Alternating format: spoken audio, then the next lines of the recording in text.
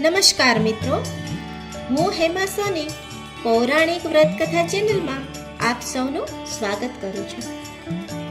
આપણી પ્રાચીન હિન્દુ સંસ્કૃતિ મુજબ હિન્દુ મહિનામાં ચૈત્ર માસથી નવું વર્ષ શરૂ થાય છે.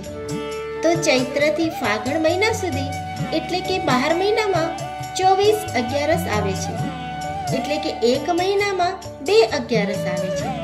અને આ અગિયારસનું ધાર્મિક મહત્વ તો છે જ, સાથે સાથે તેની પાછળ વિજ્ઞાન પણ કામ કરે છે.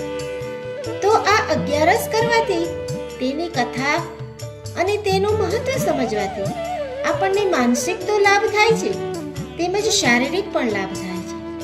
તો ભક્તજનો, જો આ કથા સાંભળવામાં અને તેનું મહત્વ સમજવામાં આપણને મજા આવે તો આ ચેનલને જરૂરથી લાઈક, શેર અને સબસ્ક્રાઇબ કરશો.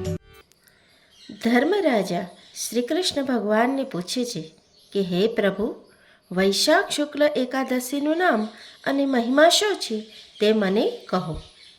આથી શ્રી કૃષ્ણ ભગવાન કહે છે કે પૂર્વે શ્રી રામ ભગવાને પ્રશ્ન પૂછવાથી વશિષ્ઠ ઋષિએ પણ જે કથા કહેલ તે કથા હું તમને જણાવું છું, તો તે તમે ધ્યાનથી સાંભળો. પૂર્વકાળમાં સરસ્વતી નદીના કિનારે આવેલી ભદ્રાવતી નામના નગરમાં દ્યુતિ નામનો રાજા રાજ્ય કરતો હતો.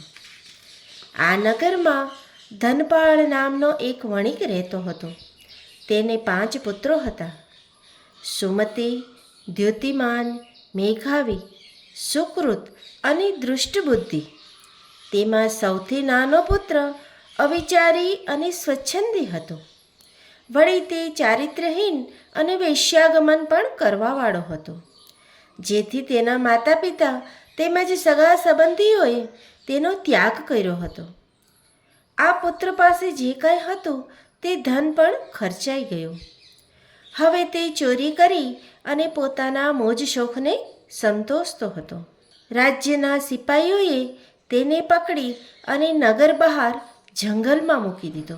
તો તેણે જંગલમાં પશુઓનું માંસ ભક્ષણ કરી ગુજારો શરૂ કર્યો. એક દિવસ અચાનક એક સરોવરમાં કાંડિલ્ય ઋષિ સ્નાન કરી રહ્યા બાદ પલળેલા કપડે પોતાના વસ્ત્રો નીચોવી રહ્યા હતા. આ દૃષ્ટબુદ્ધિ નામનો વણિક પુત્ર ત્યાં જ ઊભો હતો. ઋષિના વસ્ત્રોના છાંટા આ પુત્ર ઉપર પડ્યા, તેથી તેના તમામ પાપ બળી ગયા. તેનામાં સદબુદ્ધિ આવી ગઈ. તે ઋષિના ચરણે પડ્યો અને પોતાના દુઃખની વાત કરી. જવાબમાં ઋષિએ આ વણિક પુત્રને વૈશાખ શુદ્ધ અગિયારસનું વ્રત વિધિપૂર્વક કરવાનું કહ્યું, જેથી સઘળા પાપોનો નાશ થઈ જશે અને પુણ્યશાળી થઈ વૈકુંઠ ધામી થવા ભાગ્યશાળી થઈ જશે. ઋષિના વચનો સાંભળી અને વણિક પુત્રે વૈશાખ મહિનો આવતા વૈશાખ સુદ અગિયારસના વ્રતનું વિધિપૂર્વક શરૂ કર્યું. પરિણામે તેના સર્વ પાપોનો નાશ થયો અને તેનામાં દિવ્ય તેજસ્વીતા તેમજ સદબુદ્ધિનો પ્રવેશ થયો. સમય જતાં તે ખૂબ જ ધનવાન થયો અને સંસ્કારી પત્ની તેમજ પુત્રવાન થયો અને ખૂબ જ લાંબુ આયુષ્ય ભોગવી અને સ્વર્ગલોકમાં વાસ કરવાની ભાગ્યશાળી થઈ ગયો. આ વ્રત ખૂબ જ શ્રદ્ધા અને ભક્તિપૂર્વક કરવાથી તે અવશ્ય ફળે છે. ઇતિ શ્રી સ્કંદ પુરાણે વૈશાખ શુક્લ પક્ષે મોહિની એકાદશી સંપૂર્ણમ. શ્રી ગણેશાય નમઃ.